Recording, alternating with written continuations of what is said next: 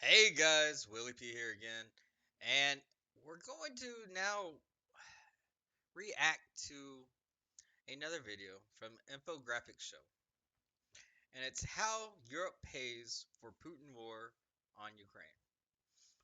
This one actually came out today, so I don't know how many people's reacted to it. I know from looking at it, it's only been out about 2 hours, maybe two and a half. So this is new. This will be interesting, and I think there's going to be a lot of The United a lot of people that are going to be surprised. I don't think we're gonna like the answers or like what we see here, but I mean, there's a lot of things we don't get told in the news. There's a lot of things that I feel like the government tries to hide from us, and maybe it's for a good reason, maybe it's not. I don't know. Maybe it's to keep peace. I don't know. But with that being said, I think we should get into this and we should see what they are going to talk about. Yeah, subscribe, send it to me, send it to your mama, send it to your grandma. I don't know, let everybody watch it. Hey, enjoy and have your listening ears on because I'm curious and I'm sure you're curious. Here we go. United States leads the world by an incredibly wide margin in financial aid to Ukraine. As of the writing of the script, America has given approximately $50 billion in aid to Ukraine. This has bought much-needed military equipment, helped pay salaries, and provided vital relief for millions of Ukrainian refugees. As incredible as this staggering amount is, it pales in comparison with the financial aid that Europe gives Russia, equaling about 22 billion euros every single month. Shortly after the start of invasion, the world levied heavy sanctions on Russia in a bid to seriously economically damage it and hopefully force it to end its invasion of Ukraine. However, right off the bat, the European Union refused to take steps necessary to truly hurt the Russian economy. Ban all Russian banks from the SWIFT international payment network. This highly secured payment network connects banks all over the world. The Society for Worldwide Interbank Financial Telecommunications, or SWIFT, allows for the sending and receipt of international payments. With over 11,000 banks in the network, over 33 million transactions happen every single day on the most massive and secure banking network in the world. But SWIFT itself isn't a bank, merely an in-between that allows different banks to connect with each other. Thus, the consumer can easily pay from his bank account to a member on All right. Now, I think I understand why the EU countries didn't do it. And I think it's for self-preservation because if their economy would probably crash like crazy, which would make the whole rest of the world really crash like crazy because there's so much that relies on trade. There's so much that we do for each other. So it has to be self-preservation. I don't know. the other side of the world using a different bank altogether. Without access to SWIFT, a nation would be extremely hard-pressed to interact financially with the world and have to take on additional time and expenses of directly transferring funds from one bank to another in order to receive or give out payments. Being removed from SWIFT would be catastrophic to the Russian Federation, and yet many European states lobbied hard for Russia to be spared this most damning of sanctions. In the end, most but not all Russian banks were removed from the network, and while this did have a significant impact on Russian businesses' ability to conduct international business, the banks that remained connected allowed Russia to mitigate any of the damage to its all-important energy sector. And with Russia, it's all about energy. The Russian economy is poorly diversified, with as much as 40% of the economy relying on the production of energy. This makes the Russian economy extremely vulnerable to disruption, and it's exactly why Ukraine pushed so hard for Russia's energy sector to be targeted directly with sanctions. With energy exports making up around 60% of the Russian budget, a ban on Russian oil would be a death knell to the Putin regime. So why in the world hasn't Europe acted yet? After sanctions against it, the ruble crashed and threatened to take the Russian economy with it. Yet almost immediately it bounced back to pre-invasion levels. Whoa, whoa, whoa, whoa. I didn't hear about it bouncing back. Have y'all heard that? I mean, I haven't kept on currency and all that from Russia, but last I heard, like, the Russian ruble was not worth crap. So it bounced back? Huh. This was foreseen by anyone who understood that energy is Russia's biggest lifeline. Sure, pulling McDonald's out of the country costs thousands of jobs, and Adidas's exit from Russia has put the country into a full-blown tracksuit emergency. But energy is what keeps the most important parts of the Russian economy moving. With the bounce back of the ruble, Putin was able to mock Western sanctions and point out to his own citizens that the ongoing sanctions have little effect on Russia. This allowed him to continue garnering domestic support for his invasion. Lithuania was the first European country to pull the plug on Russian natural gas, with its foreign minister Gabrielis Landsbergis tweeting out, "Dear EU friends, pull the plug. Don't be an accomplice." But while the European Union is mulling over restrictions on coal imports from Russia, gas remains a hot-button topic for most European countries. Via just pipelines alone, Russia provided 42% of Europe's gas imports, a staggering amount of vital energy to fuel modern cities. In 2020 alone, the EU spent $60.1 billion in Russian energy, making energy two-thirds of all of Europe's imports from Russia. But petroleum absolutely dominates the import figures for Europe. With 8 billion euros in natural gas imported, Europe also imports just over 48 billion in petroleum and petroleum products from the energy superstate. And thanks to Russian law allowing only the government-owned Gazprom to operate pipelines into Europe, most of this money is going straight into the checkbook of the Kremlin, which in turn it uses to continue supporting its war in Ukraine. But who are the worst offenders? Despite warnings against it by Hold up. So these countries are sending weapons to Ukraine, but at the same time, are they still buying fuel from Russia, which is then financing the war for Russia? Are we supplying it to both people or both countries? If that's the case, this shit makes no sense. Help somebody clear this up for me, all right? Because I'm confused now. I don't know what to believe anymore.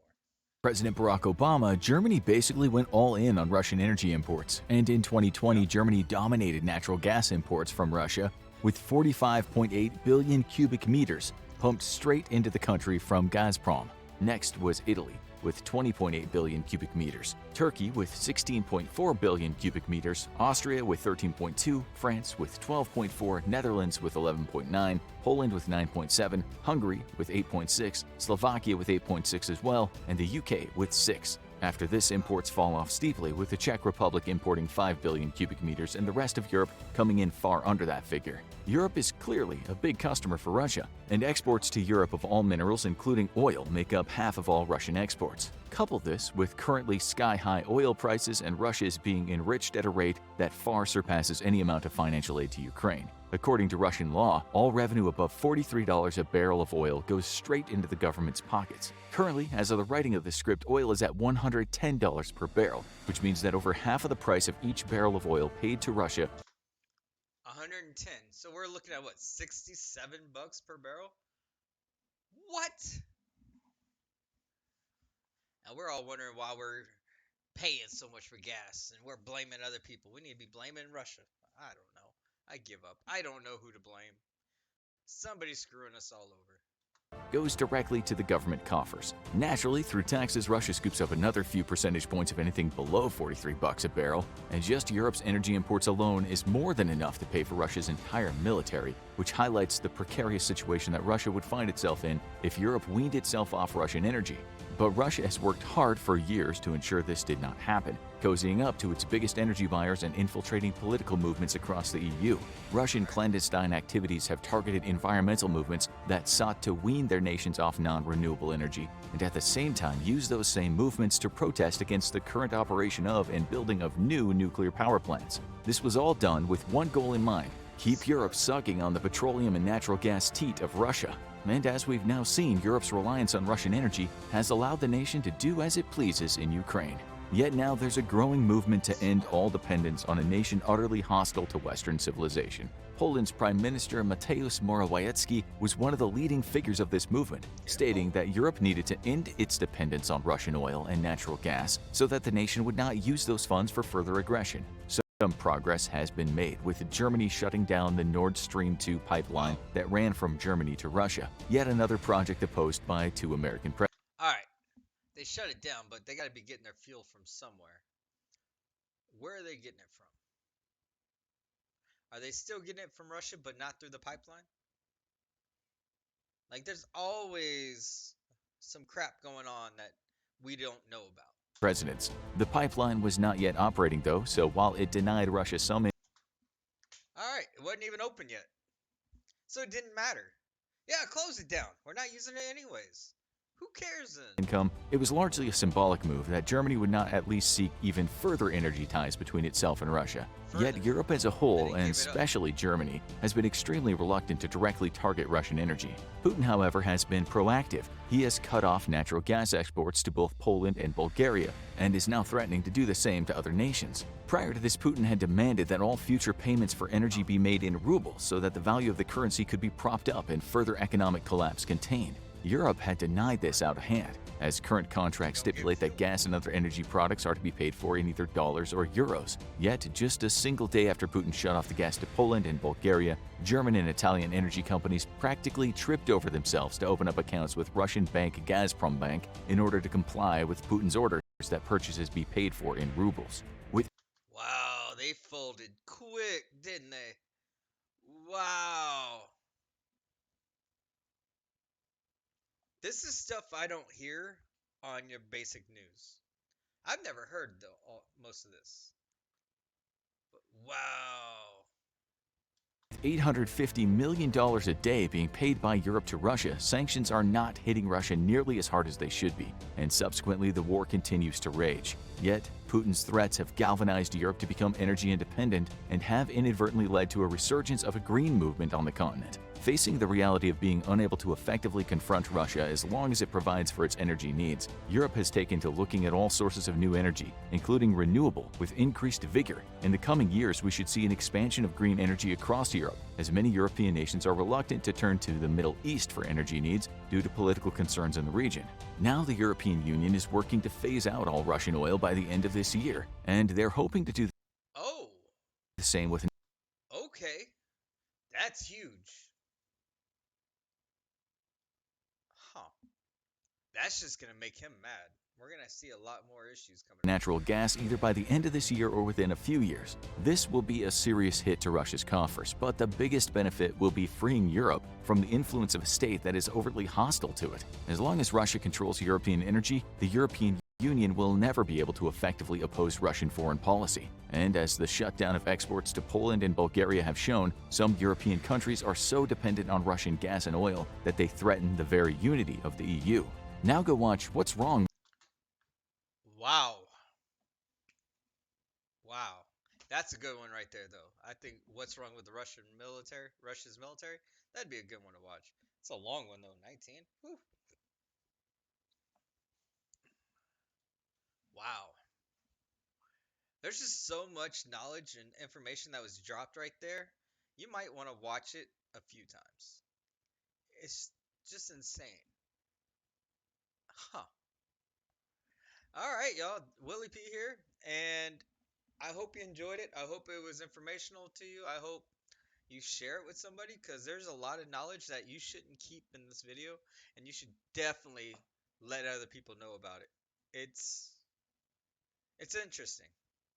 Hey, once again, like, share, subscribe, all that fun jazz. Send it to people you hate, people you love. Send it to your grandma. She'll love it. I swear.